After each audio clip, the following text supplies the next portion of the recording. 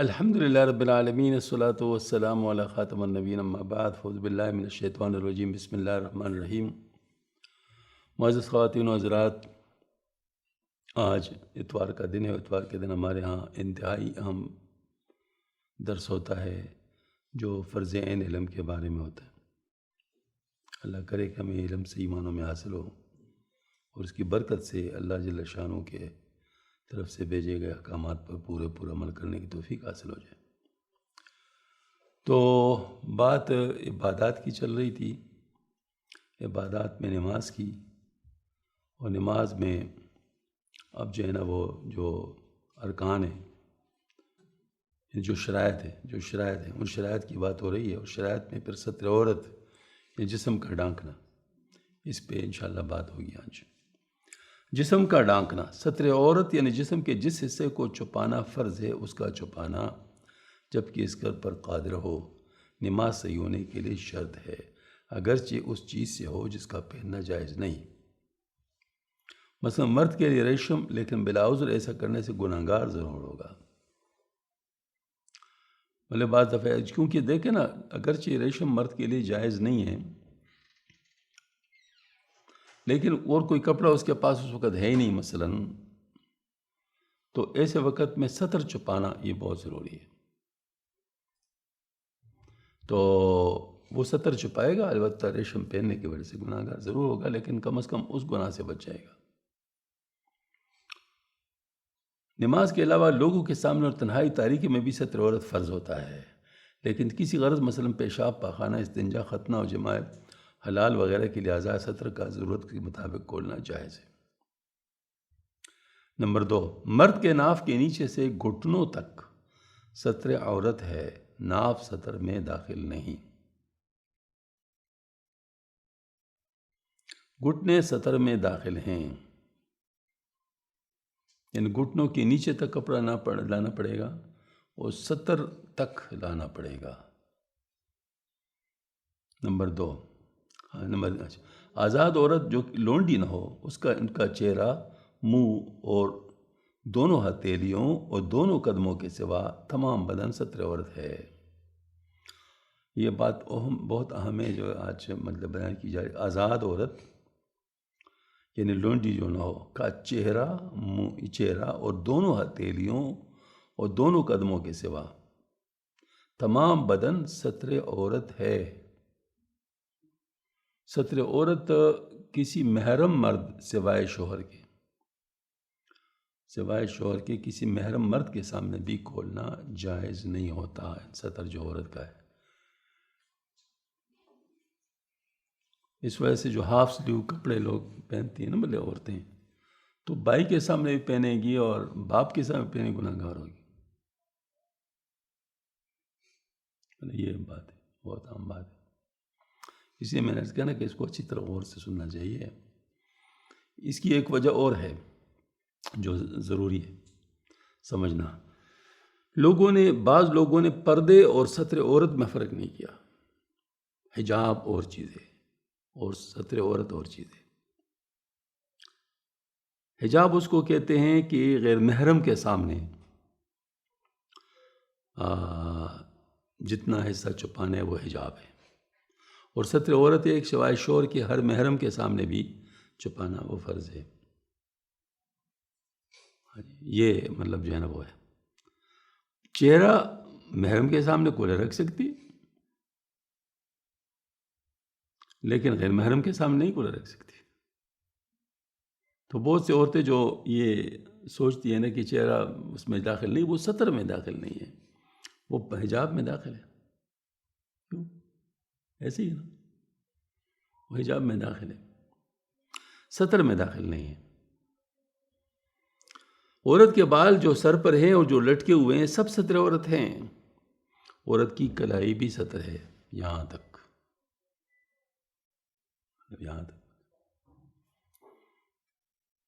بعض کے نزدیک عورت کی آواز بھی ستر میں داخل ہے، اس لیے احتیاط ضروری ہے۔ اگرچہ عورت کو نماز میں منہ ڈھانپنا فرض نہیں، لیکن غیر مردوں کے سامنے کھلے منہ آنا یا نماز پڑھنا بھی جائز نہیں ہے۔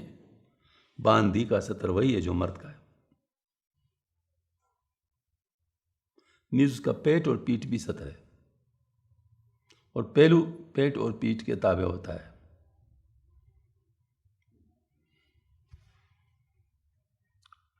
خنثی مشکل اگر غلام ہے تو ان کا سطر باندی کی طرح ہے، اور اگر آزاد ہے تو اس کا سطر آزاد عورت کی مانند ہے۔ 4 برس تک کے بچے کا بدن عورت نہیں، اس کا چھپانا ضرور نہیں ہے، اس کا دیکھنا چونا مباح ہے۔ اس کے بعد 10 برس تک پیشاب یا پخانہ کا مقام ان کے گردنواغ کے ایسا عورت غلیظہ اور منہ چھپانے کے قابل ہو جاتا ہے۔ 10 برس کے بعد اس کے لیے سطر چھپانے کا حکم بالغ کی مانند ہے، اور 15 برس کا لڑکا عورتوں میں جانے سے منع کیا جائے گا۔ جب علامات کے لحاظ سے 15 برس سے پہلے بالغ ہو تو اسی وقت منع کیا جائے۔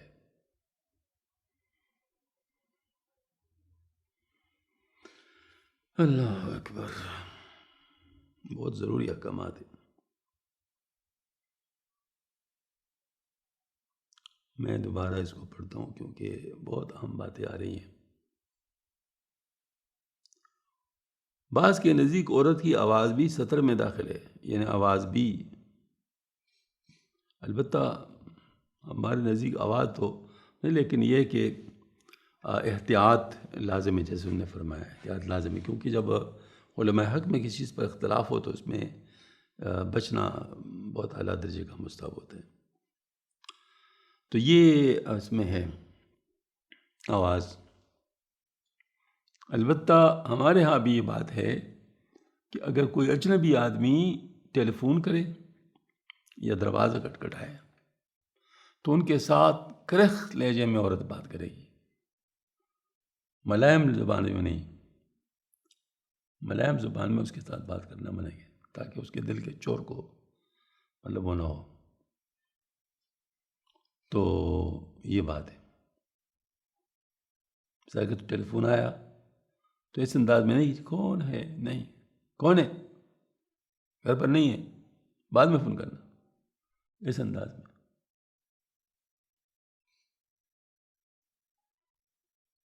آج کل بالکل الٹ معاملہ چل رہا ہے۔ وہ جو ریسیپشنسٹ ہوتی ہے نا، تو ان کو مطلب انہی کو رکھا جاتا ہے جو بہت لوچدار آواز میں بات کرتی ہو، تو یہ تو دعوت گناہ ہے، اللہ تعالیٰ بچائے۔ نمبر 3، جو عضو بدن کے ساتھ ہوتے ہوئے سطر عورت میں داخل ہے وہ بدن سے جدا ہونے کے بعد بھی سطر ہے، ان کا دیکھنا درست نہیں۔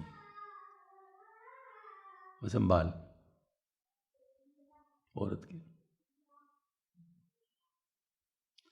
بے ریش لڑکے کے چہرے کی طرف دیکھنا جب شہوت پیدا ہونے کا شک ہو حرام اور منع ہے، بغیر شہوت کے نظر کرنا مباح ہے اگرچہ خوبصورت ہو۔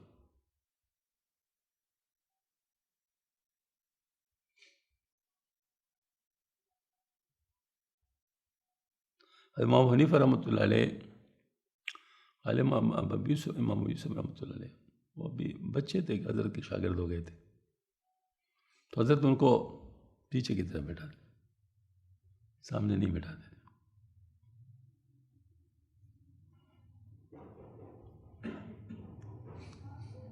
اعضاء سطر کی تفصیل۔ پہلی بات، مرد کے اعضاء کی سطر کی تفصیل۔ مرد میں سطر عورت کے اعضاء 8 ہیں۔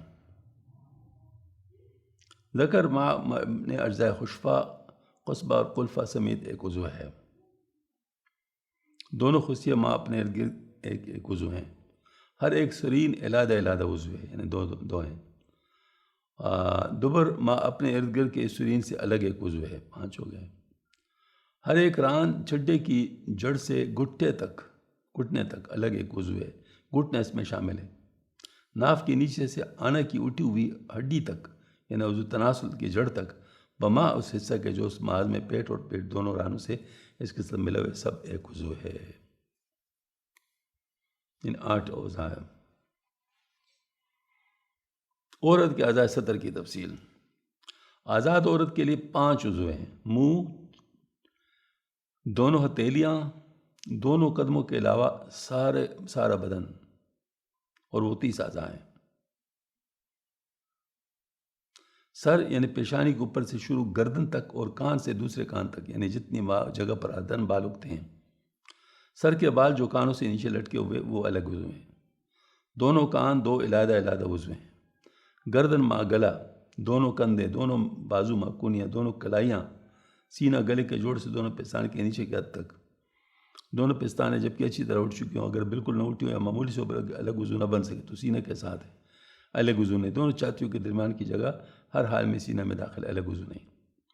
پیٹ سینے کے حد ختم ہونے سے لے کر ناف کے نیچے کے کنارے تک، پس ناف بھی پیٹ میں شمار ہوتی ہے۔ پیٹھ یعنی پیچھے کی جانب سینے کے مقابلے سے کمر تک، دونوں کندھوں کے درمیان کی جگہ بغل کے نیچے سے نیچے سینے کے پہنچ کی حد تک، دونوں کروٹوں میں جو جگہ ہے اس کا اگلا حصہ سینے میں اور پچھلے حصہ شانوں میں یا پیٹھ میں شامل ہے۔ اس کے بعد سے دونوں کروٹوں میں کمر تک جو جگہ ہے اس کا اگلا حصہ پیٹ میں اور پچھلے حصہ پیٹھ میں شامل ہے۔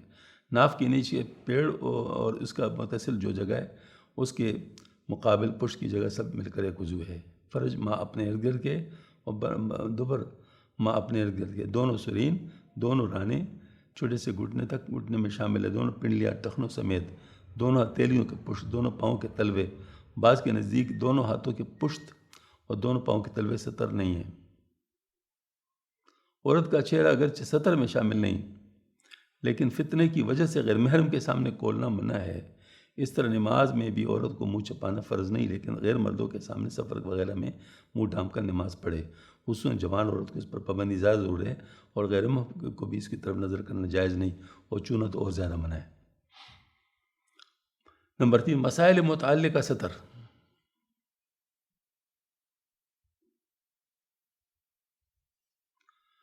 اگر آزاد بالغ عورت نے ایسا لباس پایا جو اس کے بدن کو اور چوتھائی سر کو ڈھانپ سکتے ہیں تو بدن اور چوتھائی سر کو دونوں کا ڈھانپنا فرض ہے۔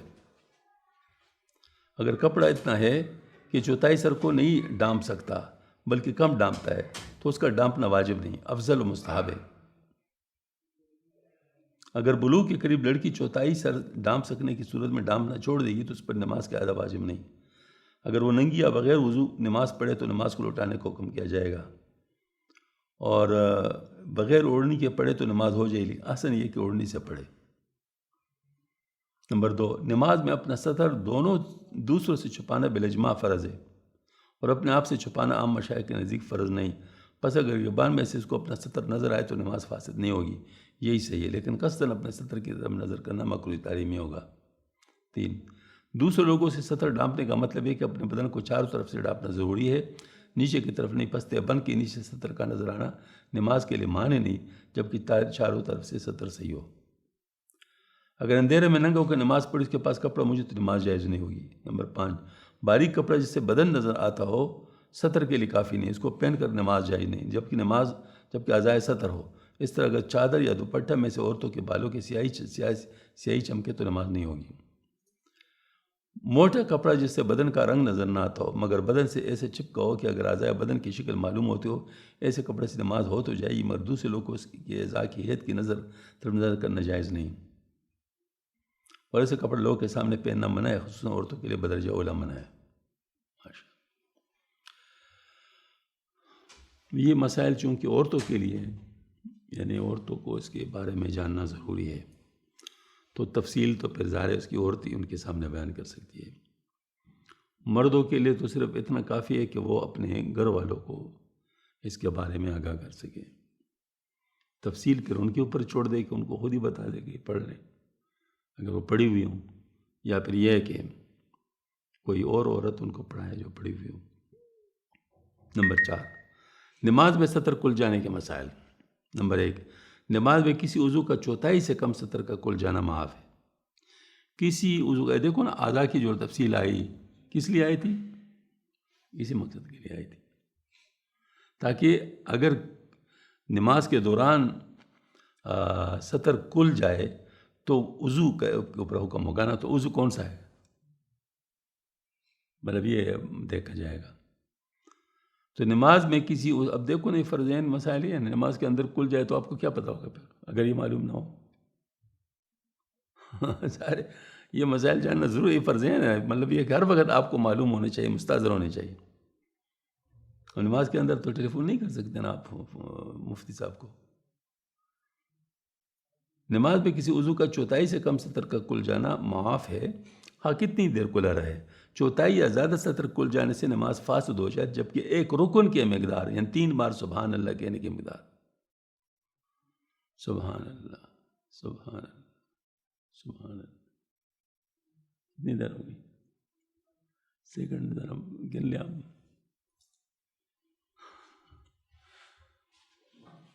سبحان اللہ سبحان اللہ سبحان اللہ. ہاں 4 سیکنڈ.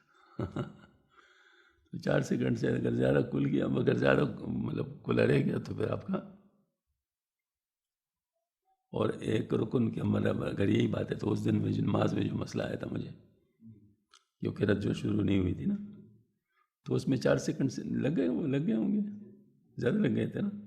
ہاں تو پھر اس کا مطلب ہاں عصر صاحب پہ آ جاتا ہے. تو بس وہ اللہ پاک نے اس وقت مہربانی فرمائی کہ ایک اور بات ہو گئی. میں سوچ رہا تھا، سوچی کی وجہ سے ایسا ہو گیا، تو پھر مسئلہ ٹھیک ہو گیا. کیونکہ دوسرا مسئلہ یہ ہے کہ جتنے بھی سیدھے صاحب ہوں یعنی غلطیاں ہوں، سب سیدھے صاحب ایک ہی کرنا پڑتا ہے.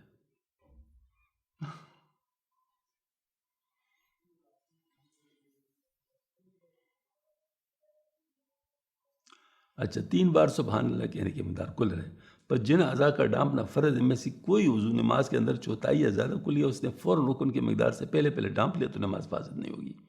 اور اگر رکن کی مقدار کھلا رہا تو نماز فاسد ہو گئی. یہ حکم اس وقت ہے جب کہ بلا ارادہ کھل گیا ہو. اگر اپنے ارادے سے اپنے فعل سے کھولا تو رکن کی مقدار کی رعایت نہیں بلکہ فوراً ہی نماز جاتی رہے گی، اگرچہ رکن کی مقدار سے پہلے ڈانپ بھی لیا ہو. اگر نماز شروع کرتے وقت سطر کے کسی عضو کی چوتھائی مقدار کھلی ہوئی ہے، اس حال میں تکبیر تحریمہ کہی تو نماز شروع ہی نہیں ہوئی، اگرچہ رکن کی مقدار سے کم وقت گزرے. کیونکہ شرط ہے نا، تو شرط کیا ہوتا ہے؟ شرط اس کو کہتے ہیں کہ بغیر اس کے وہ چیز ہوتی ہی نہیں ہو. اب جیسے ٹکٹ کے لیے پاسپورٹ شرط ہے باہر ملکوں کے لیے، تو اگر پاسپورٹ آپ کے پاس نہیں، ٹکٹ ملے گا ہی نہیں. ہاں جی. اصل یہ ہے کہ سطر غلیظ ہو یا خفیف، اس کا حساب چوتھائی سے صحیح کیا جاتا ہے. سطر کا غلیظ یا خفیف ہونا صرف حرمت نظر کے اعتبار سے ہے. مرد و عورت میں پیشاب و پخانہ کا مقام اور جو جگہ ان دونوں کے آس پاس سطر غلیظ آئے، اس کے علاوہ سب سطر خفیف ہے. گھٹنا بنسبت ران کے خفیف سطر ہے، بس گھٹنا کھولنے والے کو نرمی سے منع کیا جائے گا اور ران کھولنے والے کو سختی سے منع کیا جائے گا. لیکن اگر نہ مانے تو اس کو مارے نہیں، اور اگر عورت علیزہ کھولے ہوئے اور وہ شخص مارنے پر قادر ہو، مثلا باپ یا حاکم ہو، تو اس کو مارے گا، کیونکہ اس میں فتنہ زیادہ ہے.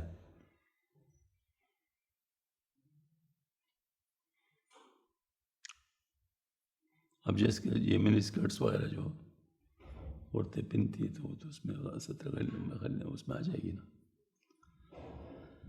چوتھائی سے مراد اعضائے سطر میں سے ہر عضو کی اپنی چوتھائی ہے.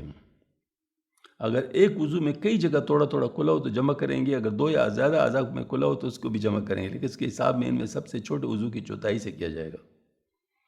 اگر ایک عضو میں سے کئی جگہ سے کھلا ہو تو اجزاء یعنی 5 اور چھٹا حصہ وغیرہ کے حساب سے جمع کیا جائے گا، اور اگر چند اعضاء میں کھلا ہو تو چھٹا 8واں حصہ وغیرہ معتبر ہے، بلکہ ہم پیش یہ ممکن نہیں ہے. اتنا حساب بہت مشکل ہے، لہٰذا احتیاط اسی میں ہے کہ بس اگر کھل گیا تو پھر وہ جو ہے نا اس کو ظاہر ہے کیسے حساب کریں گے؟ کوئی ناپے گا کہ اتنا کھلے گا، اتنا وہ ہو سکتا ہے؟ بہت مشکل ہے. 8واں کتنا ہے، چھٹا کتنا ہے، چوتھا کتنا ہے، یہ تو بڑا مشکل ہوگا. تو پھر وہی بات ہے کہ اس کو ہاں جی آدمی دہرا ہے، مطلب یہ زیادہ بہتر ہے. ورنہ پھر یہ ہے کہ حساب کتاب پورا کرنا پڑے گا.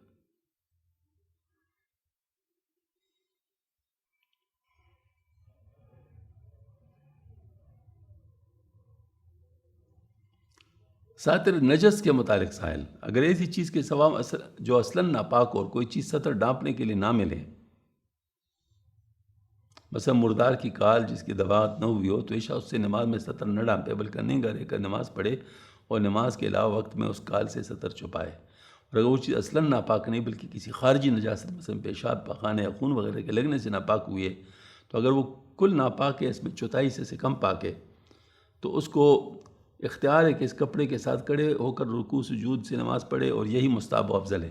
یا ننگا نماز پڑھے، اگر اس کا چوتھائی حصہ پاک ہو تو اسی میں سے نماز پڑھنا ضروری جو ہے نا وہ واجب ہے، اور یہ حکم اس وقت ہے جب کہ ایسی چیز نہ پائے جو نجاست کو دور کر دے یا اس کو کم کر دے۔ اگر ایسی چیز مل جائے تو نجاست کو دور کرنا یا کم کرنا ہی واجب ہوگا۔ نمبر 2، اگر کسی کے پاس 2 کپڑے ان میں سے ہر ایک قدر درہم سے زیادہ نجاست غلیظہ سے نجس ہے، تو اگر اس میں کوئی کپڑا چوتھائی کی مقدار نجس نہیں تو اختیار ہے جس سے چاہے نماز پڑھے۔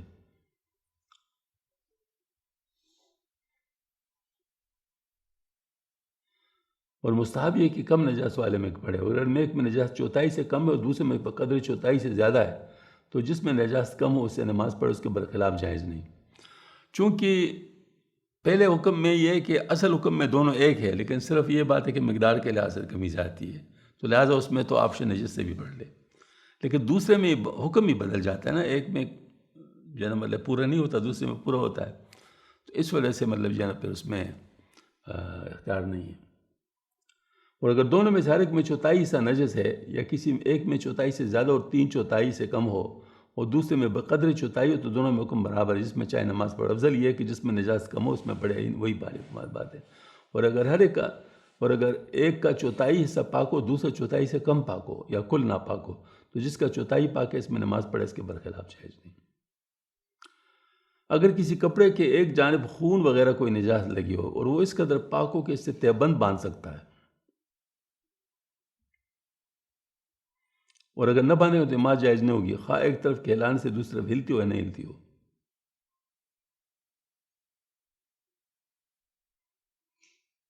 اگر کسی کپڑے کے ایک جانب خون وغیرہ کوئی نجاست لگی ہو ایک طرف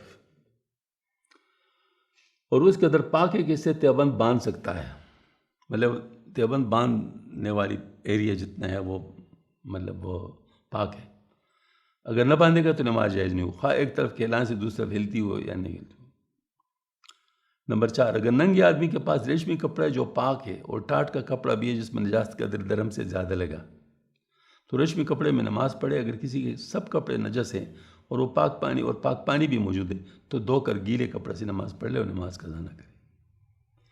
اصل میں اس سے نماز کی اہمیت کا پتہ چل رہا ہے کہ نماز ایسی چیز ہے کہ اس کے لیے آپ کو بہت کچھ کرنا پڑتا ہے، یعنی کسی حالت میں بھی نہ چھوٹے،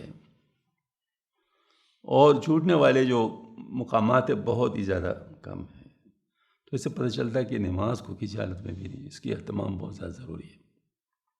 روزے کے لیے تو ہے گنجائش ہے نا، اگر سفر میں ہے یا بیماری ہے تو آپ چھوڑ سکتے ہیں، اس وقت بعد میں پڑھیں، بعد میں رکھیں، لیکن نماز میں یہ باتیں نہیں ہیں۔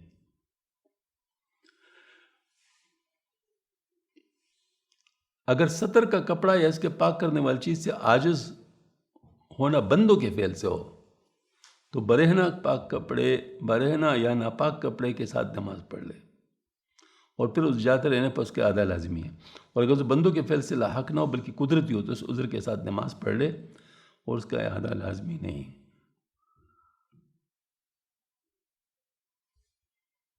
ہاں، قدرتی مطلب یہ کہ کوئی ایسا مسئلہ ہو کہ اس میں جو ہے نا مطلب وہ سطر چھپ نہ سکتا ہو قدرتی طور پہ۔ نمبر 6، نماز کے لیے مستحب لباس۔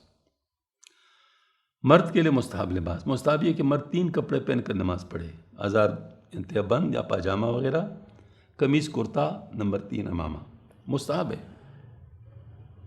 یہ بہت اہم بتانا ہے، ضروری ہے کہ مستحب ہے، کیونکہ بعض لوگ امامہ کو واجب تک لے جاتے ہیں ٹھیک ہے نا، تو مستحب رکھے، کیونکہ بعض دفعہ اگر کوئی مستحب چیز کو لوگ واجب بنا لیں تو اس کو کچھ دیر کے لیے ترک کرنا لازم ہو جاتا ہے، تاکہ لوگوں کو مسئلہ معلوم ہو جائے کہ یہ واجب نہیں ہے، مستحب ہے۔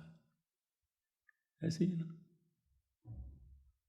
کیونکہ بعض جگہ تو واقعی اس پر بہت مسئلہ ہوتے ہیں، لوگوں نے امامے رکھے ہوتے ہیں وہ مسجدوں میں، وہ جیسے ٹوپیاں رکھتے ہیں نا مسجد میں، تو امامے بھی رکھے ہوتے ہیں، وہ بڑی میلی ہوتی ہے کیونکہ مسلسل اس کو دھونے کی ضرورت وہ محسوس نہیں کرتے ہیں۔ ہاں جی، تو امام صاحب جب آ جاتے ہیں تو اپنی ٹوپیاں اتار دیتے ہیں، کیا ہے اس کو پہن کے نماز پڑھا دیتے ہیں، گویا کہ اس کو واجب سمجھ رہے ہیں نا۔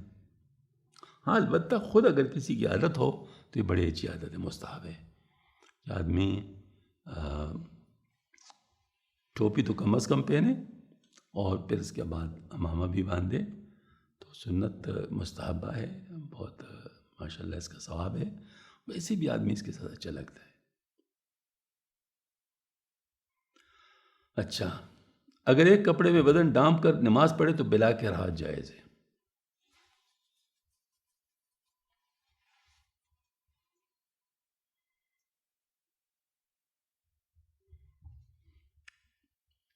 ایک دفعہ حضرت کے قمیص کے ساتھ کوئی مسئلہ تھا، تو صرف بنیان میں نماز پڑھی تھی حضرت نے، تو ساتھ ہی اس نے پھر وہ روایت بھی بیان کر دی کہ فلاں صحابی نے پڑھی ہے لہٰذا میں بھی پڑھتا ہوں۔ مطلب یہ نا، یہ مت سمجھانے کے لیے۔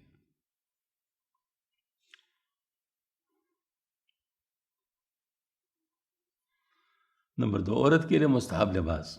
عورت کے لیے مستحب ہے کہ 3 کپڑے پہن کر نماز پڑھے، اور وہ یہ ہیں: ازار یعنی تہبند یا پاجامہ وغیرہ، نمبر 2 قمیص، نمبر 3 اوڑھنی یعنی دوپٹہ۔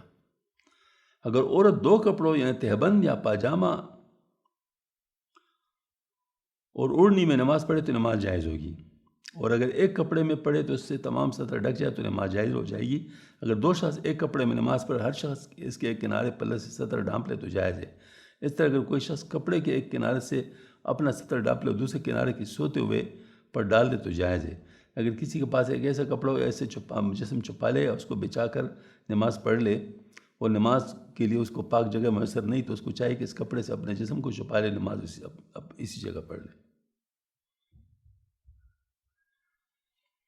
مطلب ایکسٹریم کنڈیشنز جو ہیں وہ اس کے حساب سے فرما رہے ہیں کہ بعض دفعہ ایسا ہوتا ہے نماز کا وقت جاتا رہے اور آپ کے پاس ایسی کنڈیشن ہے کہ مطلب جیسے پاک جگہ میں آپ کو میسر نہیں ہے، تو آپ کے پاس قمیص بھی نہیں، چادر ہے، چادر آپ پہنتے ہیں تو مطلب ظاہر پاک جگہ نہیں ہے، اور اگر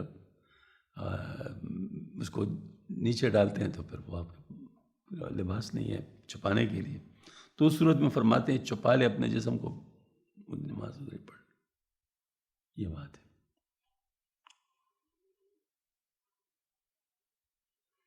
تو یہ بات ہے، مطلب ظاہر ہے ہم لوگ کو ان چیزوں کی اہمیت معلوم ہونی چاہیے کہ کتنی اہمیت کی باتیں ہیں یہ۔ اصل میں میں نے دیکھا ہے کہ مسئلے آسان ہوتے ہیں، مشکل نہیں ہوتے، اگر انسان مستحبات کا خیال رکھے پھر بہت آسان ہے، لیکن اگر گنجائشیں نکالے تو پھر مسئلے بہت نکلتے ہیں، پھر آپ کو بہت دور تک جانا پڑے گا، کیا ہے اس کی گنجائش ہے یا نہیں ہے، جیسے تفصیلات آپ نے دیکھ لی تو وہ پھر آپ کو گنجائشیں نکالنی پڑے گی، تو وہ اس کے لیے بہت کتابیں بعض دفعہ دیکھنی پڑتی ہے کہ کیا کرنا ہے اور کیا نہیں کرنا ہے، اس کے بارے میں کیا ہے، اس کے بارے میں کیا ہے۔ مفتیوں کی ضرورت اس وقت پیش آتی ہے، ورنہ کتابوں میں جو عام مسئلے موجود ہوتے ہیں وہ سے تو انسان کو وہ چیزیں معلوم ہو جاتی ہیں، لیکن مفتی کا روزمرہ کا کام ہوتا ہے، لہٰذا ان کے لیے کتاب دیکھنے کی ضرورت فوراً نہیں ہوتی، بعض دفعہ وہ آپ کو فوراً بتا دیں گے، جبکہ آپ کو کتاب میں تلاش کرنا پڑے گا، جو کہ بعض دفعہ ہمیں معلوم بھی نہیں ہوگا کہ کون سی کتاب میں ملے گا، کہاں ملے گا، تو اس سے پھر دیر ہو سکتی ہے۔ وہ کبھی کبھی تراویح میں ایسی بات آ جاتی ہے نا کہ وہ آدمی کو پتہ چل جاتا ہے کہ بھئی اب کیا ہے، مطلب یہ نماز ہو گئی یا نہیں ہوئی، تو پھر وہ ہم ٹیلی فون پر مفتی سے رابطہ کرتے تھے، کبھی مفتی نعیم صاحب سے رابطہ کر لیتے، کبھی کسی اور مفتی ظہیر صاحب سے کہ جو بتا دے کہ ہماری نماز ہو گئی یا نہیں ہوئی، تو ایسی باتیں ہوتی ہیں، تو اگر مستحضر ہو تو پھر اس کی ضرورت نہیں پڑتی۔ تو ابھی ایک بہت بڑا ماشاءاللہ رکن سامنے آ رہا ہے، قبلہ رخ، شرط قبلہ رخ ہونا، تو انشاءاللہ اس کو بعد میں کر لیں گے کیونکہ اس میں بھی تفصیل